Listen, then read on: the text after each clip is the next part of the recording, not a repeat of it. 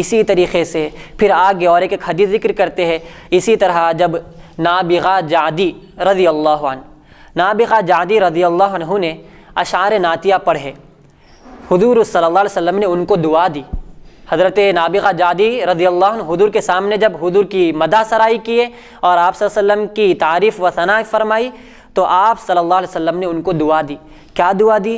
حضور صلی اللہ علیہ وسلم نے ان کو ارشاد فرمایا، لا یفضل اللہ فاک، اللہ تمہارے منہ کی مہر نہ توڑے، رونق کو نہ بگاڑے، تمہارے منہ کی رونق کو نہ بگاڑے۔ اس سے مراد کیا تھا کہ نبی کریم صلی اللہ علیہ وسلم کی دعا کا یہ اثر ہوا، جس کا اثر یہ ہوا کہ ان کی عمر بھر رہا۔ چنانچہ مواہب لدنیہ اور اس کی شرح زرقانی میں لکھا ہے کہ جب نبی کریم صلی اللہ علیہ وسلم کے سامنے حضرت نابغہ جعدی رضی اللہ عنہ نے آپ کے روبرو ایک قصیدہ پڑھا جس کے اشعار قریب 200 کے تھے، جب وہ ان شعروں پر پہنچے جس کا ترجمہ کیا ہے؟ جب وہ ان شعروں پر پہنچے جس کا ترجمہ یہ ہے، نہیں ہے حلم میں کچھ خیر جب نہ ہو اس کے ساتھ حدت غضب، جو بچائے اس کے صافی کو مقدر ہونے سے۔ مطلب یہ ہے حلم یعنی بردباری کو کہتے ہیں۔ اب یہ بردباری کیا ہے؟ تحمل، صبر، برداشت، صبر کرنا، اس کو کہتے ہیں بردباری۔ تو آپ فرما رہے ہیں، نابغہ جعدی رضی اللہ عنہ حضور کے سامنے عرض کر رہے ہیں، حلم میں کچھ بہتری نہیں ہے، حلم میں خیر نہیں ہے، بردباری میں خیر نہیں ہے۔ کب خیر نہیں ہے؟ جب اس کے ساتھ نہ ہو حدت غضب، حدت غضب بھی رہنا، یعنی غصے کی شدت بھی رہنا چاہیے انسان کے اندر۔ کب؟ جو بچائے اس کے صافی کو مقدر ہونے سے، یعنی جو اس کی اچھی خاصی طبیعت ہے، اس کے جو اخلاق حسنہ ہے، اخلاق حسنہ اگر مقدر ہو رہے ہیں تو اس وقت غصے سے کام لینا چاہیے، غضب سے کام لینا چاہیے۔ جب اس کے اخلاق حسنہ پر جیسے حملہ کیا جا رہا، جب اس کے صافی کو مقدر یعنی خراب کیا جا رہا ہے، اس کے صافی کو مقدر کرنے کی جب باری آتی ہے تو وہ حلیم آدمی کو چاہیے کہ اپنی بردباری سے کام نہ لے، بلکہ اس وقت حدت غضب استعمال کرے، غصے کا اظہار کرے۔ چونکہ ہمیشہ جو بردباری ہوتی ہے، برداشت کا مادہ، صبر کا مادہ، تحمل، یہ ہمیشہ زیبا نہیں دیتا۔ اس لیے کہ ایک آدمی ہے، چند آدمی اس کو دیکھو ہمیشہ چھیڑتے ہیں، ہمیشہ اس کو ستاتے رہتے ہیں۔ اگر وہ آدمی برداشت کرتا رہے، صبر کرتا رہے، تحمل کرتا رہے، تو وہ اور آدمی وہ اور ستاتے ہیں، تو اس کو چاہیے کہ جواب دے، اس کا رد عمل کرے۔ تو حدت غضب سے کام لینا چاہیے۔ جیسا کہ دیکھا ہے نبی کریم صلی اللہ علیہ وسلم نے 53 سال مکہ مکرمہ میں زندگی بسر کی۔ جب 40 برس کی عمر ہوئی تو اعلان نبوت ہوا۔ اعلان نبوت کے بعد کفار و مشرکین آپ صلی اللہ علیہ وسلم کو طرح طرح کے ایذا اور تکالیف دینے لگے، اور حضور صلی اللہ علیہ وسلم وہ تکالیف کا سامنا کرتے تھے، حتیٰ کہ صحابہ کو اپنی جان بھی کھونا پڑا۔ صحابہ رضی اللہ عنہم بھی ان کو بھی طرح طرح کی تکلیفیں دیا کرتے تھے۔ تو حضور کی بارگاہ میں جب صحابہ حاضری دیتے اور اپنے تکالیف کا اور اپنی مشکلات کا حل ان سے دریافت کرتے تو حضور جملہ ارشاد فرماتے تھے، اصبروا ان اللہ معنا، صبر کرو بے شک اللہ ہمارے ساتھ ہے۔ یہی جملہ ارشاد فرماتے تھے اس لیے کہ ابھی حکم نازل نہیں ہوا تھا، تو صبر اور تحمل سے کام لیا۔ 13 سال تک آپ نے صبر اور تحمل سے کام لیا۔ جب اس کے بعد مدینہ منورہ گئے تو اللہ تبارک و تعالی نے فوراً آیت اتاری، اذن للذین یقاتلون بانہم ظلموا، بے شک ان کو حکم دے دیا گیا ہے، اجازت دے دی گئی ہے جن کو قتل کیا گیا تھا، جن پر ظلم زیادتی کی گئی تھی، کہ اب وہ جہاد کرے۔ تو 13 سال تک جیسے صبر و تحمل کا مظاہرہ کیا، بردباری کا مظاہرہ کیا، حلم کا مظاہرہ کیا، پھر بھی اب اس کے بعد جیسے کفار و مشرکین اس پر جیسے اس سے گریز نہیں کیے، اس سے پرہیز نہیں کیے، بلکہ طرح طرح کی اور تکلیفیں دینے لگے، تو فوراً اس وقت حدت غضب کا استعمال کیا۔ حدت غضب کیا تھا؟ اللہ تبارک و تعالی نے فوراً جہاد کا حکم اتار دیا۔ تو حضرت نابغہ جعدی وہی عرض کر رہے ہیں، حلم میں کچھ بہتری نہیں جب اس کے ساتھ حدت غضب ہو، جو بچائے اس کے صافی کو مقدر ہونے سے۔ پھر اس کے بعد عرض کرتے ہیں، اور نہیں ہے علم میں کچھ خیر، علم میں کچھ بہتری نہیں ہے۔ کب؟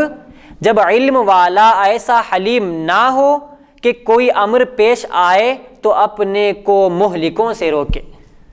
علم والے کے اندر بہتری نہیں ہے۔ کب تک نہیں ہے؟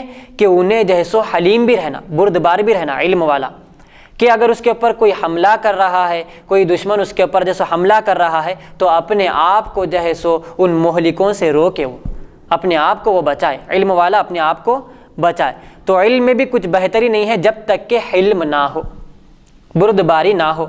انسان عالم ہے، بہت زیادہ جانتا ہے، لیکن اس کے اندر سنجیدہ پن نہیں ہے، اس کے اندر سنجیدگی نہیں ہے، اس کے اندر صبر تحمل نہیں ہے، مادہ نہیں ہے اس کے اندر صبر کا، بلکہ جیسو بے جا جیسو غصے کا اظہار کرتا ہے، تو وہ عالم نہیں ہے، اس کے اندر علم جو ہے اس کے اندر کوئی خوبی نہیں ہے، بہتری نہیں ہے۔ تو اس لیے فرما رہے حضرت نابغہ جعدی، علم میں کچھ خیر نہیں ہے جب علم والا ایسا حلیم نہ ہو کہ جب کوئی امر پیش آ جائے تو اپنے کو مہلکوں سے روکے۔ پھر اس کے بعد جب نبی کریم صلی اللہ علیہ وسلم نے یہ اشعار سنے، حالانکہ اس اشعار پر اگر ہم غور کریں تو ان اشعار کے اندر نہ حضور کی جیسو مدح سرائی ہے، نہ حضور صلی اللہ علیہ وسلم کی کچھ تعریف بیان کی گئی ہے، نہ کچھ اوصاف بیان کی گئے ہیں، بلکہ کامن بات بتلائی گئی ہے کہ دیکھو حلم کے اندر جو ہے سو اگر حدت غضب ہو تو اچھی چیز ہے، علم کے اندر بھی بردباری ہو تو اچھی چیز ہے، یہ حقیقت کا اظہار کیا گیا۔ لیکن اس کے باوجود بھی حضور صلی اللہ علیہ وسلم نے کیا فرمایا؟ حضور صلی اللہ علیہ وسلم سن کر خدا تبارک و تعالیٰ تمہارے منہ کی مہر کو نہ توڑے، تمہارے منہ کی مہر کو نہ توڑے، یعنی تمہارے دانت سلامت رہے، یہ مطلب ہے، یعنی تمہارے دانت نہ گرے۔ یہ دعا دی حضور نے کس کو؟ حضرت نابغہ جعدی رضی اللہ عنہ کو یہ دعا دی، اور تمہارے منہ کی رونق نہ بگڑے۔ راوی کہتے ہیں باوجود کہ 100 برس سے زیادہ ان کی عمر ہوئی، کس کی؟ حضرت نابغہ جعدی رضی اللہ عنہ کی 100 برس سے زیادہ کی عمر ہو گئی، مگر دانت ان کے سب سے اچھے تھے۔ سبحان اللہ، سبحان اللہ۔ مگر دانت ان کے سب سے اچھے تھے، اس لیے کہ حضور کی دعا کی برکت تھی۔ اور جب کوئی دانت ان کا گرتا تو اس کی جگہ ایک دوسرا دانت نکل آ جاتا، ہائے ہائے ہائے، اس کی جگہ کوئی دوسرا دانت نکل آتا۔ قرظ بن اسامہ کہتے ہیں میں نے نابغہ کے دانت کو دیکھا، میں نے نابغہ کے دانت کو دیکھا، اولوں سے زیادہ سفید ہے، اولوں سے زیادہ سفید ہے فرمایا۔ یہ برکت تھی، حضور کی دعا کی برکت تھی کہ حضور کے سامنے جو اشعار پیش کیے گئے اس کو سن کے حضور خوش ہوئے، اور خوش ہونے کے بعد آپ نے جو دعا دی ہے وہ دعا کی اتنی برکت ہوئی کہ 100 برس سے بھی زیادہ عمر ہو گئی، لیکن آپ کے دانت اولے سے زیادہ سفید تھے، اولوں سے زیادہ سفید تھے۔ یہ اثر تھا حضور صلی اللہ علیہ وسلم کی دعا کا۔ اصابہ میں لکھا ہے نابغہ کی عمر میں اختلاف ہے، حضرت نابغہ جعدی جو ہے ان کی عمر میں اختلاف ہے۔ حاکم نضر بن شمیل سے اور وہ منتجع اعرابی کا قول نقل کرتے ہیں میرے ملاقاتیوں میں سب سے بڑی عمر والے نابغہ جعدی تھے۔ میں نے ان سے پوچھا تھا ایام جاہلیت میں تمہاری عمر کتنی گزری، ایام جاہلیت میں تمہاری عمر کتنی گزری، یعنی حضور صلی اللہ علیہ وسلم کی بعثت سے پہلے کا جو وقت تھا ایام جاہلیت کہلاتا ہے، تو ایام جاہلیت میں تمہاری عمر کتنی گزری؟ تو حضرت نابغہ جعدی نے فرمایا 2 دار گزری۔ اب یہ دار کیا چیز ہے؟ اب آگے فرما رہے نضر بن شمیل کہتے ہیں کہ مراد اس سے 2 برس ہے، 2 برس ہے، اور اسمعی کہتے ہیں کہ نابغہ 230 برس زندہ رہے۔ سبحان اللہ، سبحان اللہ۔ 230 برس تک آپ زندہ رہے، حضرت نابغہ جعدی رضی اللہ عنہ 230 برس تک زندہ رہے۔ اور ابن قتیمہ کہتے ہیں کہ انتقال ان کا اصبہان میں ہوا اور اس وقت ان کی عمر 220 برس کی تھی، یہ دوسری روایت نقل کرتے ہیں۔ تو اتنی عمر میں بھی حضور صلی اللہ علیہ وسلم کی دعا کا یہ اثر تھا کہ آپ کے دانت مبارک اولوں کی طرح چمکتے تھے، کہ آپ کے دانت کی جگہ کوئی دوسرا ایک دانت گر جاتا تو اس کی جگہ کوئی دوسرا دانت نکل آ جاتا تھا۔ سبحان اللہ، یہ حضور کی دعا کی برکت تھی۔ جیسا کہ اب بھی عرض کیا گیا ہے کہ حضرت بانی جامع نظامیہ کا ایک طریقہ ہے، حدیث پیش کرتے ہیں، پھر وہ حدیث پیش کرنے کے بعد یہ حدیث سے کیا فائدہ ہوتا ہے اس کو ذکر کرتے ہیں، اور وہی فائدے کو ذکر کر رہے ہیں۔ یہ جو حدیث پیش کی گئی ہے حضرت نابغہ جعدی رضی اللہ عنہ کی، اس کے بعد یہ حدیث سے کیا فائدہ ہوا ہے اس کو ذکر کر رہے ہیں۔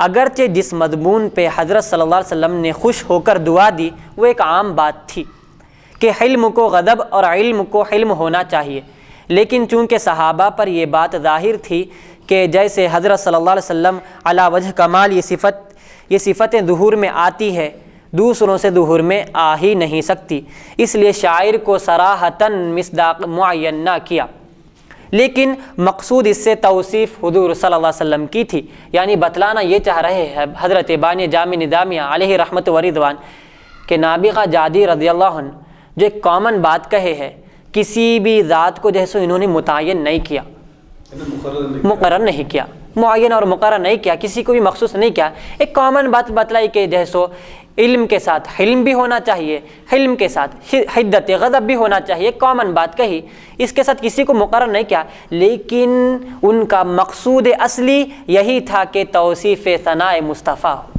سبحان اللہ، یعنی ان کا اصل مقصد یہ تھا کہ حضور صلی اللہ علیہ وسلم کی توصیف اور ثنا ہو، یہ مقصد تھا۔ جیسا کہ بتلایا جاتا ہے کہ عربی کا مشہور مقولہ ہے الکنایۃ افصح من الصراحہ، الکنایۃ افصح من الصراحہ، یعنی کنایا یعنی اشارے سے بات کرنا زیادہ فصیح ہوتا ہے صراحتاً بات کرنے سے، صراحتاً ظاہراً ایک دم وضاحتاً بات کر دینے سے بہتر ہے کہ کنایاتاً الفاظ استعمال کیے جائے، کنایتاً اشارتاً۔